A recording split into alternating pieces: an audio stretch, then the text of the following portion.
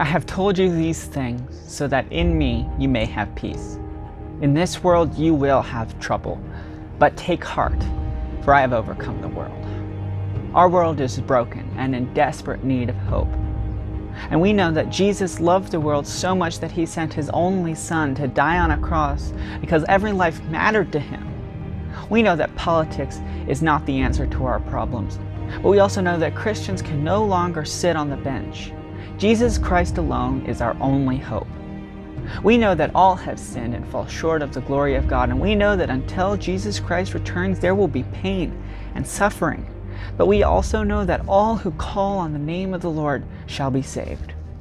Christ alone can save us from our sin. Christ alone can take the pain and brokenness that is flooding our streets and replace it with something that no one and nothing else can do.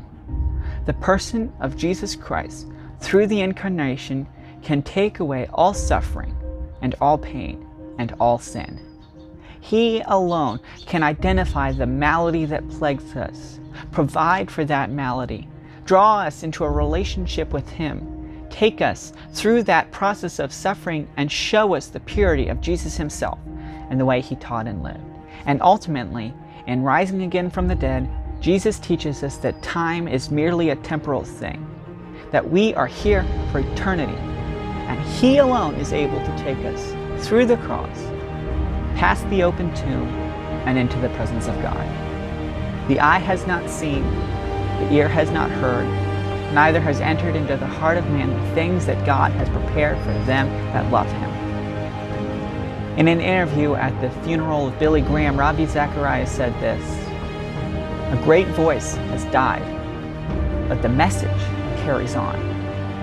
Our world is in desperate need of the gospel message of Jesus Christ. And this crisis is our opportunity to carry that message of hope in Jesus Christ to a world that desperately needs it. The harvest is bountiful, but the workers are few. We can't stand by. We must step out of our comfort zones, get off the sidelines, and do something. Now is the time for us to get on our feet and say without fear that every life matters, because yes, Black Lives Matter, but to say that only marginalizes the fact that every life matters, not merely because of the color of their skin, but because we are fellow bearers of the image of God. Now is the time to stop everyone you meet and ask them if they know.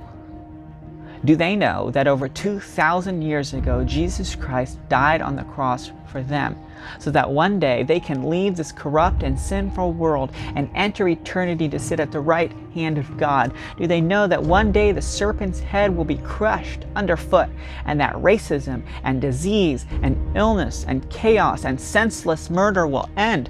Do they know that one day we can stand together at the feet of Jesus singing, "Worthy, worthy is the Lamb, for he has overcome the world"? Do they know?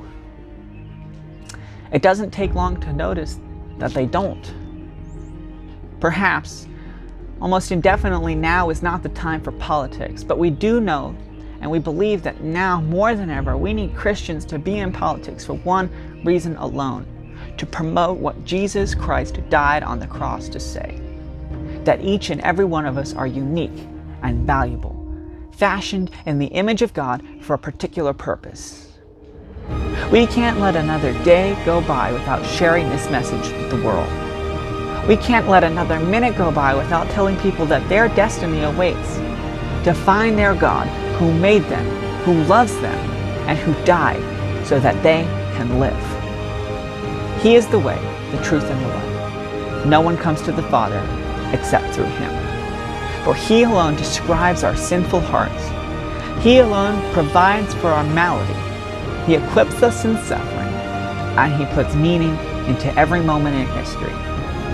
And he conquered death through the resurrection from the grave. This is the message that we must carry, not only into the political arena, but also into the rest of the world. Because this message alone will change history. This message alone will make an impact in the world. And this message alone will save the sinful world from its sin. Surrender to God. Love him. Follow him. Serve him. live for Him, and take this message of hope wherever you go.